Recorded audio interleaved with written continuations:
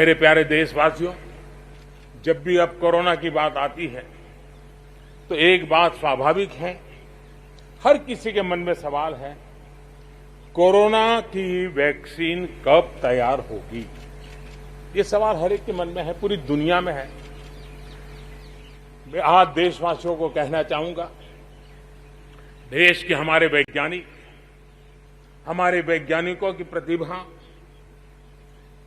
एक ऋषि मुनि की तरह लेबोरेटरी में जी जान से जुटे हुए अखंड एक निष्ठ तपस्या कर रहे हैं, बड़ी कड़ी मेहनत कर रहे हैं और भारत में एक नहीं, दो नहीं, तीन वैक्सीन उसके टेस्टिंग के अलग अलग चरण में है।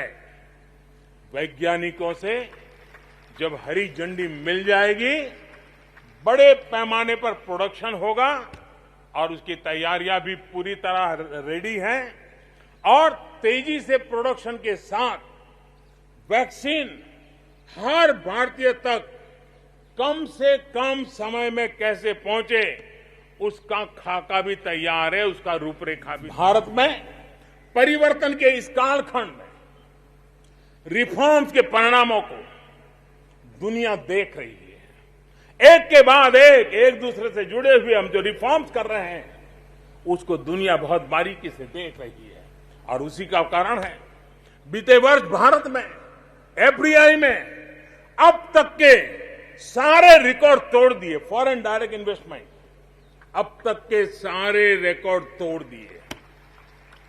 बीते वर्ष भारत में